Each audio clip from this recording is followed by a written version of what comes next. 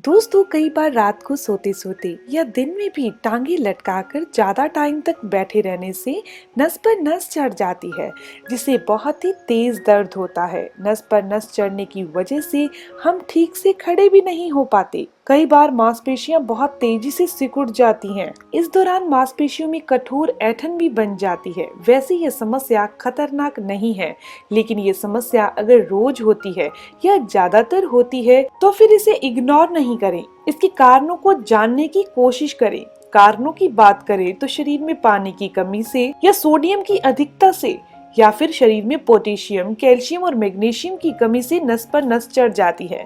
इसके अलावा शरीर में अगर विटामिन B12 कम हो जाए तो शरीर की सारी नसें कमजोर पड़ जाती हैं और दर्द करती हैं। या फिर पैरों की नसों में कोलेस्ट्रॉल जमा होने से धमनियां संकरी हो जाती हैं। ऑक्सीजन और खून की सप्लाई सही से नहीं होने के कारण ज्यादा सिगरेट, तंबाकू, शराब का सेवन करने से इसके अलावा कुछ बीमारियों में भी नसें कमजोर पड़ जाती हैं और एक के ऊपर एक चढ़ने लगती हैं, जैसे कि डायबिटीज की समस्या, हाई ब्लड प्रेशर की समस्या, थायराइड की समस्या या फिर हार्ट स्ट्रोक की समस्या। दोस्तों, शरीर में ब्लड सर्कुलेशन का होना बहुत ही जरूरी है। नसें तभी तक अच्छे से काम करती हैं जब खून धमनियों में अच्छे से बहे। धमनियों में इस तरह खून के बहने को बायो इलेक्ट्रिसिटी कहते हैं। शरीर के अगर किसी भी हिस्से में खून नहीं पहुंच रहा तो शरीर का वो हिस्सा सुन्न हो जाता है, ऐंठन होने लगती है और हाथ लगाने पर ठंडा महसूस होता है। तो चलिए अब ये भी बात जान लेते हैं कि अगर नस पर नस चढ़ जाए तो क्या लक्षण दिखाई देते हैं। हाथों पैरों में सुन्नपन होने लगता है। सोते हुए अगर एक हाथ हमारा दब जाए तो वो हाथ सुन्न हो जाता है। रात को कई बार एक हाथ सुन्न होने के बाद क्या किया जाता है, करवट बदलते हुए दूसरे हाथ से उठाकर करवट बदलनी पड़ती है।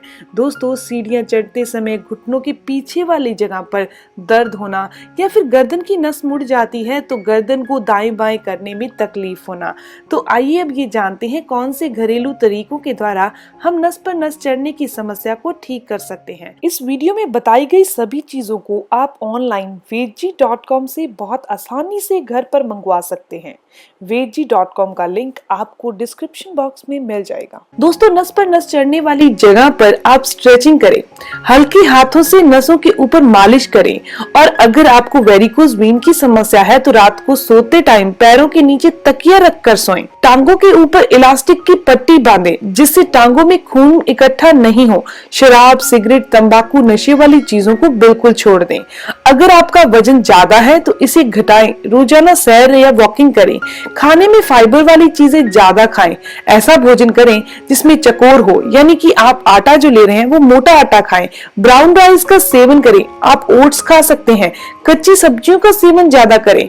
जूस पीने की बजाय आपको फल खाने चाहिए ताकि आपके अंदर ज्यादा मात्रा में फाइबर जा सके। मैदा और रिफाइंड वाली चीजों का आपने सेवन नहीं करना। इसके अलावा आपने खाने में ओमेगा 3 फैटी एसिड को ऐड करना है, तो आप अलसी, अखरोट, इन चीजों का सेवन कर सकते हैं। इसके अलावा आपको एक चीज बता दूं कि ओमेगा 3 फैटी एसिड के लिए आप गर्मियों के दिनों में चिया सीड का सेवन कर सकते हैं, क्योंकि चिया सीड के अंदर अलसी से दुगना ओमेगा 3 फैटी एसिड होता है जो कि नसों की कमजोरी को दूर करता है। इसके अलावा आप किशमिश खाने की आदत डालिए।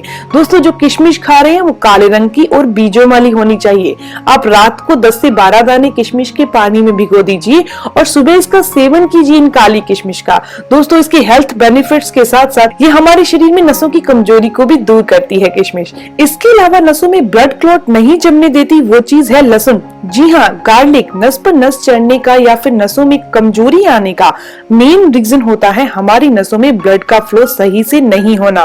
क्योंकि जब हमारी नसों में ब्लड और ऑक्सीजन की सप्लाई सही से नहीं हो पाती तो नसें कमजोर होने लगती हैं। तो इसीलिए आपको लहसुन यानी गार्लिक का सेवन करना चाहिए, जो नसों में ब्लड क्लॉट और कोलेस्ट्रॉल को नहीं जमने देती। दोस्तों, लहसुन के अंदर एलिसिन होता है और इसमें सल्फर की मात्रा भी अच्छी होती है। इसीलिए रोजाना लहसुन खाने से आपकी बॉडी में ब्लड सर्कुलेशन सही से होता रहेगा। हृदय की बीमारी भी आपको नहीं होगी।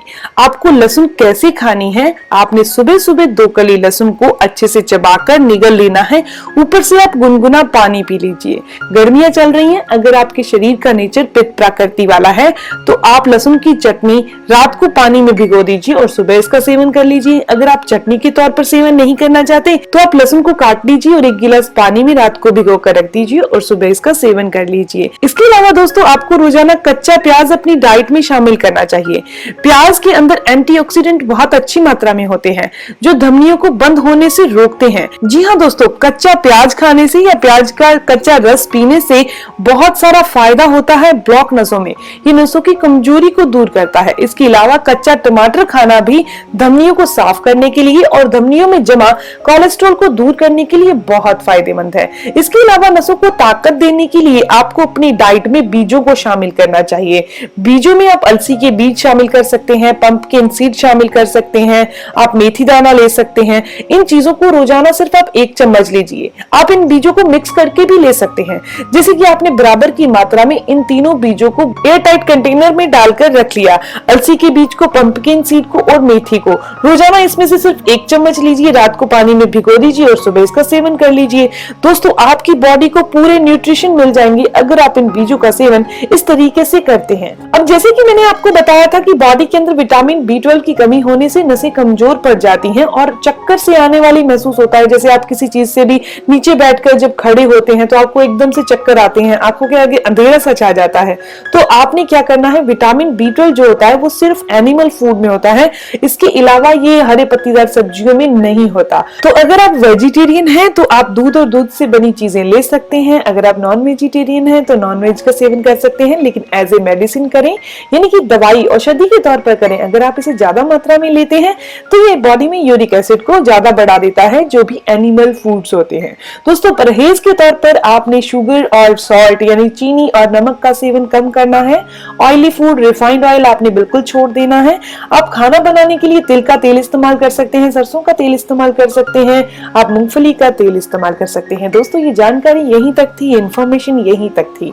अगर आपको भी बार बार नस पर नस चढ़ती है और अगर आप इस तकलीफ को बहुत ज्यादा बार फेस कर रहे हैं तो आप इस उपाय को, इस ट्रीटमेंट को और डाइट प्लान को जरूर फॉलो करें ताकि इस समस्या को जल्दी से जल्दी दूर किया जा सके। दोस्तों ये इन्फॉर्मेशन, जानकारी यहीं तक थी। अगर आपको भी ये जानकारी अच्छी लगी तो इस वीडियो को जरूर लाइक कीजिएगा और अपने फ्रेंड्स के साथ जरूर शेयर कीजिएगा। मिलते हैं दोस्तों नेक्स्ट वीडियो में, तब तक के लिए गुड बाय।